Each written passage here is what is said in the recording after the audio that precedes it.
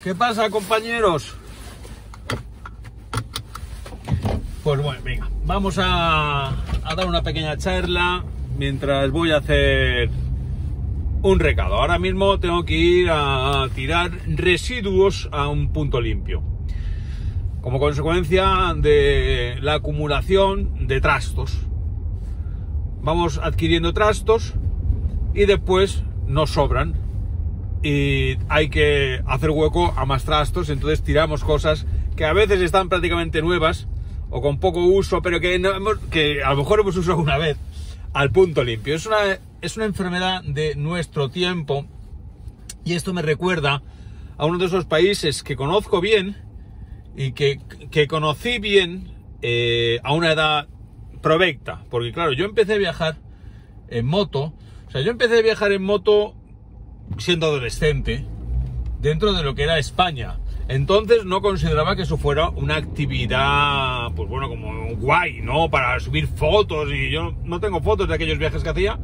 Yo empecé a viajar con mi Yamaha XT 3.5 y después con una Suzuki GS500E que tuve muchos años, que ya me parecía una gran moto, una moto de 500. En España, los chavales de mi generación consideramos las motos de 500 motos grandes. Pero una 350 ya era una moto grande, una moto de verdad, porque, digamos, las motillos a los cuales se podía acceder, bueno, los ciclomotores de 50, eso es muy peculiar de España, porque las motos de 50 en otros países eran motos de verdad. En España, la moto de 50 estaba equiparada al ciclomotor, es decir, a una bicicleta con motor, que se podía conducir a los 14 años, y eso permitió el desarrollo de toda una industria de los ciclomotores, ¿no? Que estaban limitados, tenían muy poca potencia, tenían que tener pedales, y eso permitió el desarrollo de un mercado, que era el mercado de los ciclomotores.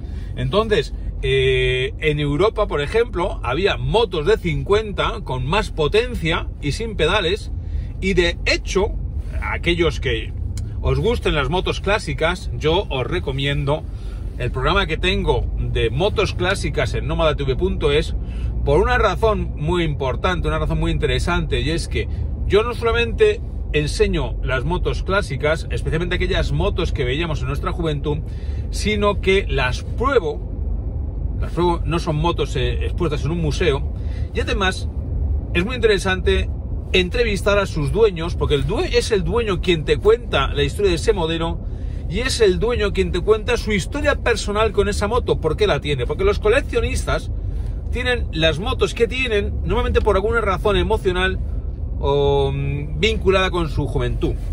A mí me hizo mucha gracia cuando yo entrevisté al dueño de una gran colección de Puig Cobra, que él me decía que tenía la Puig Cobra porque era la moto que de joven le gustaba o le hubiera gustado tener, porque era la moto de los pijos. Entonces era la moto que veía en el instituto, la moto que veía en la piscina, y esa fijación hace que a ti se te quede un modelo determinado. Yo, por ejemplo, con otro coleccionista que entrevisté, que tenía, por ejemplo, una Montesa Capra 414 VF, pero las motos que él más tenía eran Rieju Maratón. La Rieju Maratón de 74. ¿Por qué? Porque era la moto que veía los pijos de su instituto. Bueno, entonces, ¿cuál es la peculiaridad de la Puig Cobra, ¿no?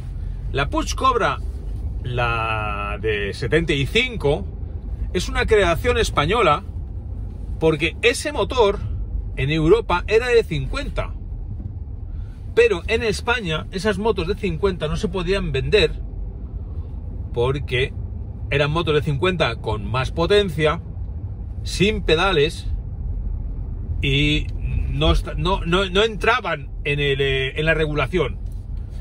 Entonces, la que sí se podía vender era la Puig Mini-Cross. La Puig Mini-Cross era un ciclomotor. En cambio, la diferencia entre la Puig Mini-Cross y la Puig Cobra era una gran diferencia. La Puig Cobra era una moto y la Puig Mini-Cross era un ciclomotor. En todo, era más pequeña, menos potente, pero para poder vender en España la Puig Cobra por encima de la Puig Mini-Cross en ese mercado, que podían conducirse con 16 años, había que subirle la cilindrada a 74. Entonces, bueno, eso es una de las peculiaridades, y eso permitió el desarrollo de unos motores exclusivos para España, que se estuvieron vendiendo hasta que Puig fue adquirida por Suzuki y ahí se acabó todo. Bueno, pero os estaba contando la historia de un país que yo conozco, que es interesante, que es Estados Unidos, porque Estados Unidos es un país que tiene enfermedades y patologías, como por ejemplo la acumulación. Los estadounidenses tienen muy pocas vacaciones. Esto de los 30 días de vacaciones que tenemos por ley en España allí se desconoce. Los estadounidenses tienen muy pocas vacaciones, tienen jornadas muy intensas, es decir, todas las 40 horas también a la semana, eso se desconoce.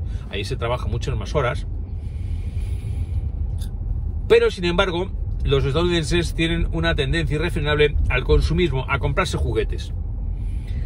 Esos juguetes a veces ya no les caben en las casas, y entonces se construyen ciudades paralelas, ciudades vacías, para almacenar sus juguetes cuando ya no les caben en las casas. Vosotros que habéis visto el programa este de cuando abren los trasteros, pues va sobre eso. Eso en España no podría existir, porque en España no tenemos trasteros.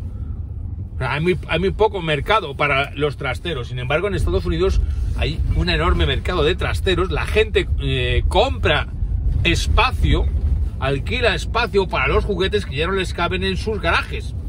Y entonces van ocupando trasteros, porque no se puede deshacer de todas las cosas que se compran y que no usan. Y van acumulando. Entonces Estados Unidos es una ciudad, es una nación de ciudades que llevan aparejadas otras ciudades de trasteros, ciudades B, ciudades huecas. Pero Estados Unidos tiene cosas muy interesantes que yo he podido emitir en mis documentales, y yo os recomiendo que los veáis, porque son muchas cosas. Los tenéis todos en nomadatube.es, porque yo, por ejemplo, en Estados Unidos, cuando yo empecé a viajar por Estados Unidos, que por eso me compré ahí la moto, yo no filmaba vídeos. Después de haber cruzado África, para 1.000.000 de piedras, pensé dónde podía irme, y entonces, pues, me fui a Estados Unidos, y como en ese momento yo tenía dinero ahorrado, y estaba soltero, pues estuve haciendo valoraciones sobre a dónde podía ir. Si a Malta, tal, porque yo quería seguir aprendiendo inglés después de haber estado pues varios meses en Irlanda, que ahí fue donde hice el viaje contado en Europa Nómada, en el libro Europa Nómada, sobre la fuga del náufrago, siguiendo las huellas del capitán español Francisco de Cuéllar. Un gran libro, una gran historia. Entonces, después de Irlanda, pues era invierno. Y entonces una exnovia mía me dijo, ¿por qué no te vas a Estados Unidos? Porque puedes ir por el sur de la frontera, o sea, por la frontera sur, y allí en invierno, pues, hace calor, o sea, no hace mucho frío. Entonces, me pareció una gran idea, y de hecho lo fue. O sea, cruzar Estados Unidos de costa a costa, por la frontera de México, pues, resultó una idea estupenda. Pero y claro, yo me tenía que plantear qué me salía mejor. Si llevarme mi moto, alquilar una moto o comprarme una moto. Esto es una de las cosas que muchas veces me preguntan a mí, oye, ¿cómo me llevo la moto a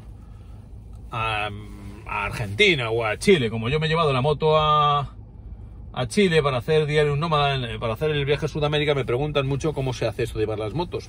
Yo siempre contesto lo mismo: si fuera fácil, lo estaría haciendo todo el mundo. No es nada fácil. Yo lo he explicado qué es lo que hay que hacer para trasladar tu moto en el libro Manual de Aventura. Si alguien quiere llevarse la moto a Sudamérica o a otro continente, le recomiendo que se lea el libro, porque ahí va a tener explicado tema del documento, de los seguros, de las aduanas. Es muy complejo, o sea, no es nada fácil, porque si fuera fácil, la gente ya lo estaría haciendo, lo haría todo el mundo. No es fácil. Se puede hacer, pero no es fácil. Y tampoco barato. Bueno, voy a tirar las cosas y ahora os cuento.